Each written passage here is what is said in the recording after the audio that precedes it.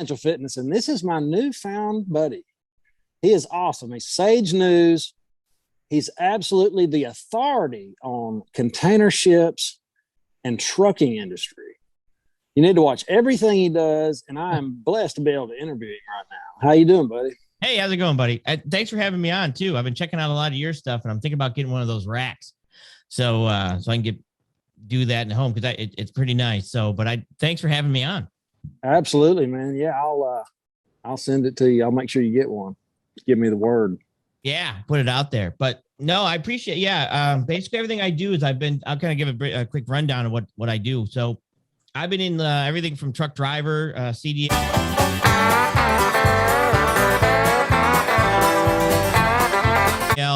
Drove over the road, freight broker, logistics analysis. So I've been in logistics pretty much for about 20 years now. Took 3 years off and joined the Coast Guard. I was in the Coast Guard and then went right back into driving truck again. It's just what I do. And then moved on to a broker and now I do a lot of logistics analysis and I specialize in overdimensional freight. So 20 foot tall, 20 foot wide, things like that. And then ended up starting my YouTube page and kind of looking at the world through the eyes of a logistics specialist because I kind of see things differently than a lot of people do. I kind of look at that big picture. So, and then started doing that and going over some of the stuff that's happening in the world today in regards to different aspects and the containers in China and a whole bunch of different things. And it just all came together and people just started subscribing. And I think I'm up to like almost 5,000 right now. That's awesome, dude. Well, you should be, because when you throw that map up there that shows all the containers and you can click on the ship and where it's going and what it's hauling, that's really cool.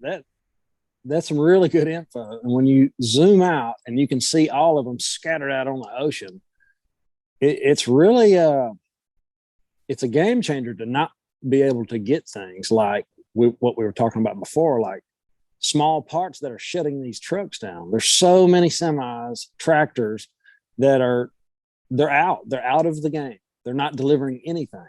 Hey, I had to interrupt this video to invite you to the Red Pill in Lafayette, Louisiana on November 6th through the 7th. It is going to be incredible. There's a ton of great speakers, and it's what it is in a nutshell. It's truth seekers and tellers meeting up in one spot. Like-minded people. You're going to love it. Check out in the description below. I've got an affiliate link. Just click it. It'll take you there. But you need to get going because get your flight scheduled. Get the ball moving. Don't miss it. If there's ever a time to be there, it's going to be now. Hope to see you there. Right. Yeah, and that's go ahead. No, go ahead. Yeah, and I think that's what a lot of it's when I do my marine report and I kind of show all the ships that are out there that are just container ships, not even fishing boats and things like that, but just the stuff that's freight. It's kind of mind blowing to a lot of people because they don't realize how large the industry of logistics is, how much trading is actually done from countries and goods and things like that. And once you pull back and you see that logistics is one of the largest industries in the world. I mean, the amount of money that's, every country trades, the roads were built for it. Railroads were built for it. Planes were built for it. And once you kind of pull back and take a look from that view, you can truly see how, important it is for goods to travel. And what happens when goods don't travel real well, we run out of stuffs on the shelves.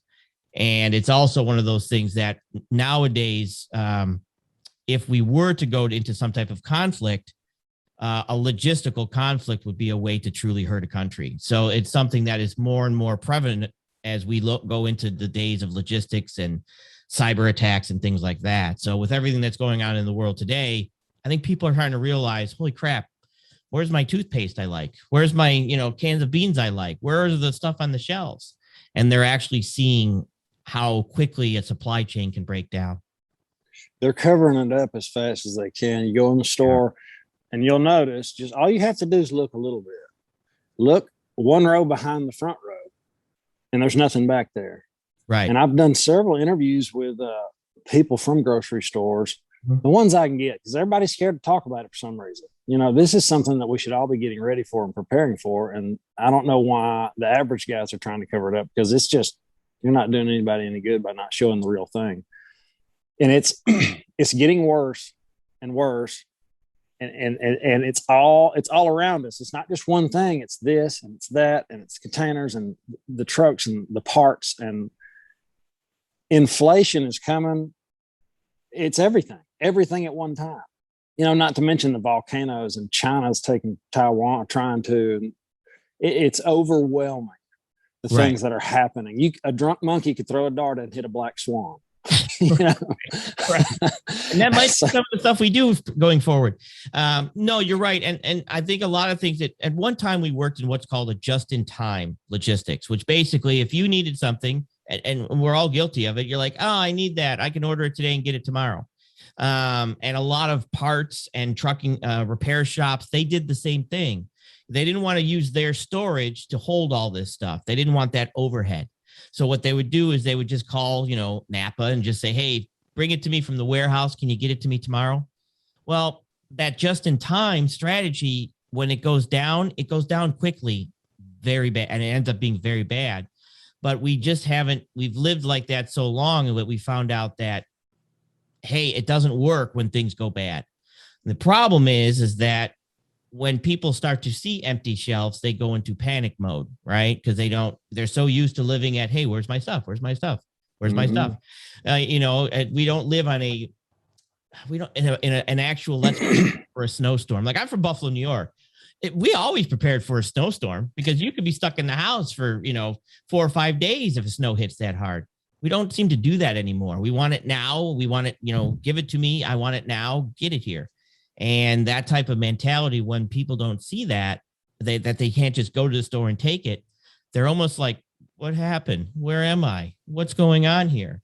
Rather than say, well, maybe you should have bought an extra can or two last week and stuck them on your shelf because this shelf doesn't have one. Because when it happens, it's over. If you didn't learn anything from the pandemic, I'm speaking to the audience, it was gone, buddy. It was just done. And it opened my eyes. I thought, man, if we recover from this, I'm going to start buying just a little bit extra. Not enough to, not hoarding and hamstring and all that stuff. Just have a little bit. I mean, you need to have a month, 2 months, up to a year, maybe even 2 years. It depends on how convicted you are about the crap that's coming. And the more, if you start a YouTube channel and try to help people, you'll start to realize how bad it really is. Right. Because you kind of have to start digging, and you dig and dig and keep finding stuff. It's like, crap, I got to tell people. And I run into people on the road. It's like, hey, you've been watching my videos? Oh yeah, that's good stuff. You got food? Yeah, no, not really. It's like, what have I got to do? So food and water, I guess that's the most important thing to have piled up.